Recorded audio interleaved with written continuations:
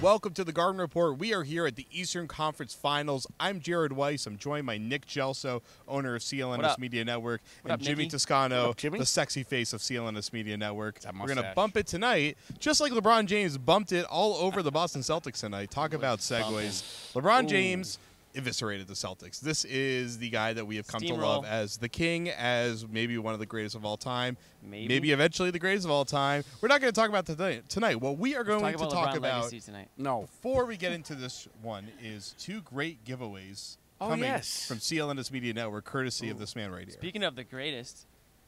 You? No. Me. Okay. Or Bill Russell. Yeah, okay. Thank you. All right. So we're giving away a Bill Russell autograph Spalding to celebrate our rebrand as CLNS Media.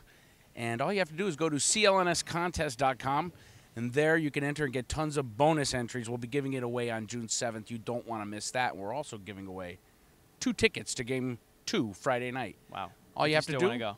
if you still want to go after this massacre, go to Celtics Beat's iTunes page, search Celtics Beat, leave a rating and review. And while you're on iTunes, leave this show a rating and review as well. A good one. We'll randomly pick you, maybe, and you'll get 2 tickets to Game 2.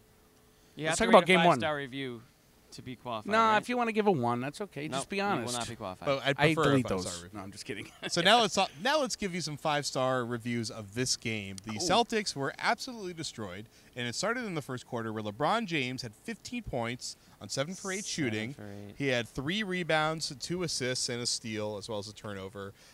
He was incredible. He went 10 for 12 inside the paint in the first half. I mean, really just pretty much a perfect LeBron James performance. Jimmy, they threw 8 guys at him tonight, and he scored on every single one of them. He went on all of them, and I think he scored literally on or at least through every single one of those guys. There was nothing the Celtics could do, whether they were switching, whether they were going over or under picks. They even tried to double low a couple times, and he just went right through those doubles. Yeah. After Game 7, I said the Celtics are coming for LeBron. Apparently, he was not. He was not worried about that. No, think about the other direction. He kind of laughed at you. It turns out that a week straight of rest for LeBron James is actually a good thing. He played 42 minutes tonight. This guy is a physical specimen. Maybe he'll donate his body to science at the end of his life, so we can see just what's going on in there. Because I can't figure out half the time how he does some of the things he does. At the age he's at, he's not slowing down. He's still playing the best basketball of his career. Somebody asked him after the game tonight if they felt that this is the most comfortable you've ever played. I mean, to get that question asked to you at this stage in your career, by the way, he's been to 6 straight NBA Finals. So he's in year 14 of his career. It's like at the end of what would be a normal career. I mean, this guy, there are scouting reports on how to try to stop him, but it's still not very easy. I mean, you have to just get him at his very earliest point of attack before he gets going. Unfortunately, that doesn't happen that often. They drop plays to get him in motion with the ball. They drop plays to get him driving to the hoop. Not a great free throw shooter, LeBron is, but he's so strong that even if you foul him, a lot of times he's going to make that basket. Yeah, the other thing is, like you said, so strong. And tonight absolutely had the intent to drive the basket hard. I mean, he was bulldozing the paint. Scored Marcus how many points in the fouled paint? out after 2 minutes of action. Marcus Smart played a grand total of 2 minutes and fouled out. But he played great. He did everything he could. You know, he's one of those guys, along with Jaylen Brown, who we'll talk about later, who tried their best to limit LeBron. Jay Crowder, a step or 7 too slow. Yeah, it's just, 9. I mean, Jared, you obviously saw the same things we saw out there, but, I mean, what's the plan to stop LeBron here? Yes, I too was at this basketball game. Yes, you were. So, you were in the bathroom for a while, though. But so here's the thing. It was something I was going to ask Brad about, and he actually answered it anyway, was you have a choice between doubling LeBron or playing him straight up. And Brad basically just came out and said it after the game. We could try to double him if we want, but then we're screwed because he's going to break through that double, and they're going to swing the ball around, and they're going to when they start swinging, they're going to cut him to pieces. It's going to be like Kill Bill all over again, or it'll be Kill Brad this time. But so if they try to double high, they can't do that with the personnel they have, but they're basically counting on their interior guys to be able to kick out to both sides, and that never works against Cleveland. I think it's worth trying because we saw tonight that trying to play him straight up did not work.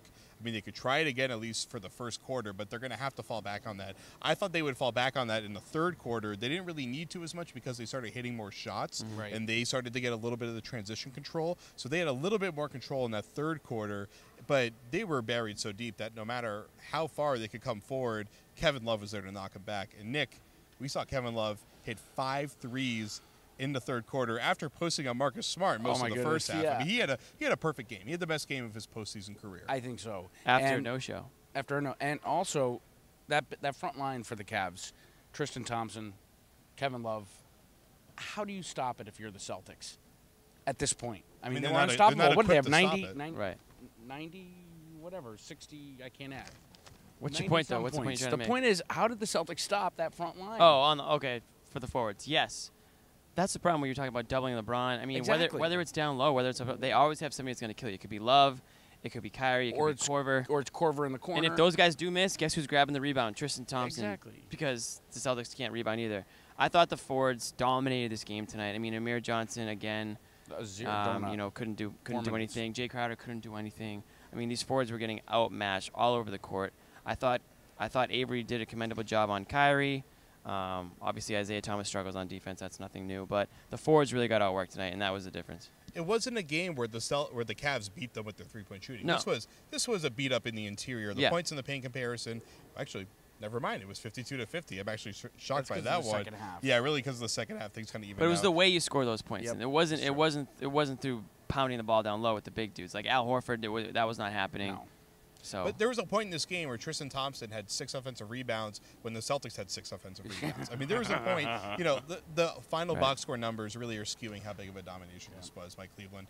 Cleveland beat them up on the inside. They didn't really need to spread them that much. Really, Cleveland missed a lot of open threes that if those start going down, they're going to beat them by 30 points really. And they will go to. Kyle Korver's not going to continue to miss. I mean, it's just not going to happen. Kyrie Irving's not going to end up with 11 points. Kyrie Irving's going to score more than 11 points. It was way worse than the score indicated tonight for the Celtics. Agreed. Yeah.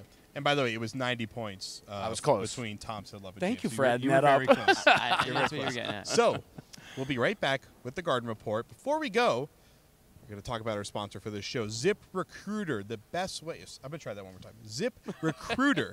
That's their name. If you go to ZipRecruiter.com/sportsfan, look at the URL in the lower third below me. You are going to be able to sign up for ZipRecruiter for free, and that is the best way to hire somebody now. It posts the job that you have to hundreds of job boards all around the internet. Hell, I'll even start my own job board just to host your site for you, or host your listing for you. What the hell? So go to ZipRecruiter.com/sportsfan to sign up for free and support this show because we are grinding our butts off here to film this one at exactly 1 in the morning. So we'll be right back here for part 2 on the Garden Report.